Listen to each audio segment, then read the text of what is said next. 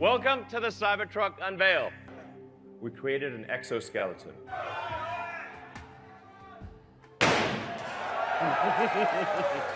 Nice. Now hit the Cybertruck.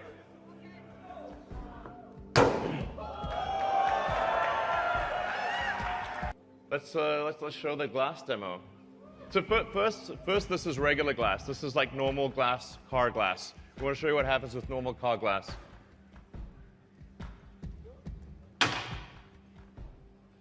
Now I'll show you Tesla Armor glass. Yeah. Yeah, so still doing it. Franz, could you try to break this glass, please?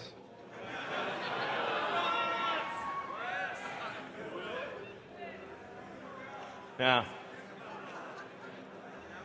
Sure? Yeah. Oh my fucking God. Well, maybe that was a little too hard. Should we try on the board? Sorry? Okay. It didn't go through. So that's a plus side. Let's try the Right? Try that one, really? Okay. Sure. Oh, man. It didn't go through. All right. Not bad. Hi, welcome to Rianto Astono Podcast.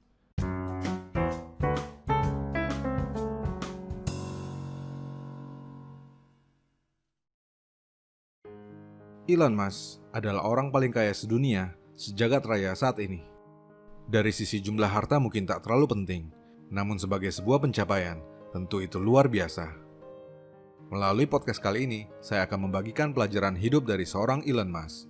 Bagaimana dedikasi, kerja keras, dan komitmen memang tak pernah mengkhianati hasilnya.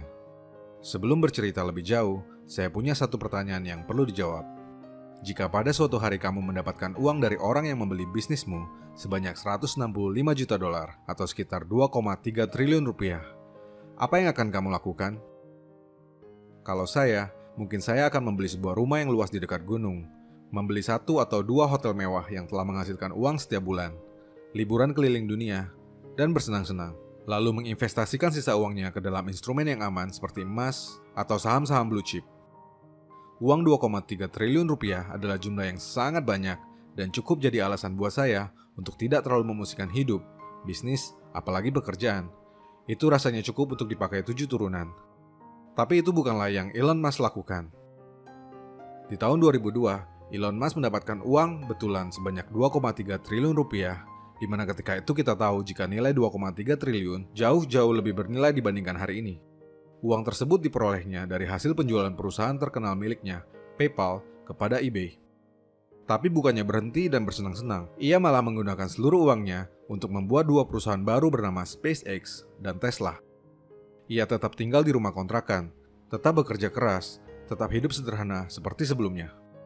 Misi hidupnya bukanlah untuk jadi orang paling kaya di dunia, melainkan bertujuan untuk mengubah dunia dan kehidupan manusia, termasuk mengurangi pemanasan global melalui peningkatan produksi dan konsumsi energi terbarukan. Sejak itulah perjalanan sejarah hidupnya berlanjut. Keputusannya untuk membuat bisnis yang sama sekali baru, terlebih di sektor yang tidak biasa, tentu melibatkan tantangan yang luar biasa besar. Dengan uang sedemikian banyak yang sudah berada di tangan, ini seperti mempertaruhkan segalanya untuk sesuatu yang tidak pasti. Bayangkan saja, SpaceX adalah perusahaan antariksa yang memiliki misi untuk mengirimkan manusia ke Mars dan hidup di sana. Siapa gerangan yang mau tinggal di Mars nun jauh di sana? Kamu mau tinggal di Mars? Hi, Zeus. Hi, Papa. Do you know who is Elon Musk? I know who Elon Musk is, the number 1 richest man on Earth and creator of Tesla and SpaceX. Do you think someday people will live on Mars? Yes, Why? because there are 2 companies, Blue Origin and SpaceX, who are already finding a way to go to Mars. Do you have another reason? Yes, because I think Earth is getting destroyed by humans throwing waste anywhere they want. So if we don't go to a new planet soon, Earth will be destroyed by human waste and plastic. Okay, thank you, Kakak. You're welcome, Papa. Bye. Bye. Sementara itu, Tesla adalah perusahaan pembuat mobil listrik yang sama sekali belum populer di awal 2000-an. Bersaing dengan perusahaan otomotif terbesar di dunia yang sudah mapan infrastrukturnya, dengan mobil listrik yang masih nol besar kala itu, bukankah itu seperti menggali lubang kubur sendiri? Tapi kenyataan berkata lain. Tesla Motors saat ini adalah salah satu perusahaan paling bernilai di dunia, mengalahkan Toyota, Disney, Coca-Cola, bahkan baru-baru ini juga menggeser posisi Facebook setelah harga sahamnya naik lebih dari 600% di tahun 2020. Elon Musk telah menjadi orang tercepat dalam menggeser posisi para seniornya di daftar orang terkaya di dunia. Dari Warren Buffett, Bill Gates, lalu Jeff Bezos. Demikianlah, dari 2,3 triliun, kini Elon Musk jadi orang paling tajir sedunia dengan harta lebih dari 2.700 triliun rupiah. Itu tentu tak akan pernah terjadi jika ia berpikir seperti kita, bukan? Sedikit kisah, jauh sebelum seperti saat ini, Elon ternyata memiliki masa lalu yang cukup kelam. Semasa kanak-kanak, ia kerap menjadi korban bully. Saking parahnya, ia bahkan pernah dilarikan ke rumah sakit setelah sekelompok anak di sekolahnya menghajarnya hingga pingsan. Ia pun dicap sebagai anak yang aneh karena introvert sehingga lebih suka berada di perpustakaan dan membaca ketimbang bersosialisasi dengan pergi ke pesta, minum, dan sejenisnya. Elon Musk juga selalu mendapat didikan yang keras dari kedua orang tuanya di rumah. Di usia 9 tahun, dia harus menerima kenyataan jadi anak broken home ketika orang tuanya memutuskan untuk bercerai. Dan sebelum berada di posisinya saat ini, Musk juga pernah bekerja sebagai cleaning service di sebuah pabrik kayu. Dalam prosesnya menuju orang paling kaya sedunia, berbagai masalah terus menghampirinya. Bahkan saat ia sudah mendirikan Tesla, beberapa ditimbulkan oleh gayanya yang memang nyentrik, beberapa yang lain disebabkan oleh urusan teknis yang menghasilkan blunder dan salah perhitungan. Tapi toh ia tak pernah mundur, menyerah, apalagi menurunkan ekspektasinya. Ia tetap pada visinya, misinya, kerja kerasnya, komitmennya, dan kesederhanaannya untuk mengubah dunia. Bahkan sampai hari ini pun, ia benci liburan. Lalu apa pelajaran yang dapat kita petik dari seorang Elon Musk?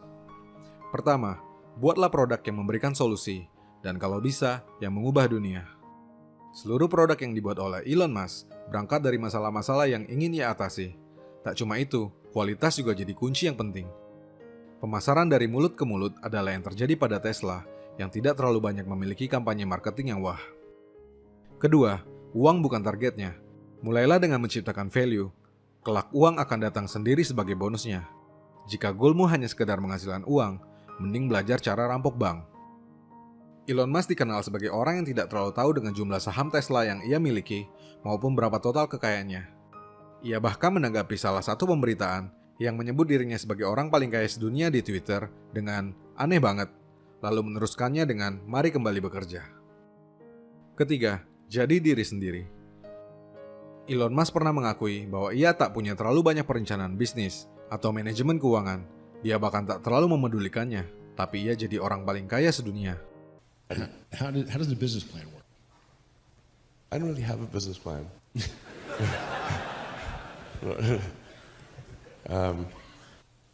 Yeah, I haven't had a business. I had a business plan way back in the Zip2 days. But these things are just always wrong.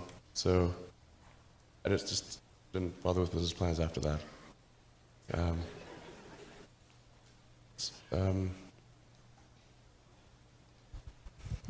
Yeah. Maka kekayaan memang tak punya rumusnya. Setiap orang harus berani menjadi dirinya sendiri. Apa yang kita pelajari tak seharusnya ditelan utuh-utuh tanpa dikunyah terlebih dahulu. Setiap orang memiliki stylenya sendiri, maka jadilah dirimu sendiri. So, sekarang saya akan bertanya kembali. Jika hari ini kamu mendapatkan 2,3 triliun rupiah, apa yang akan kamu lakukan?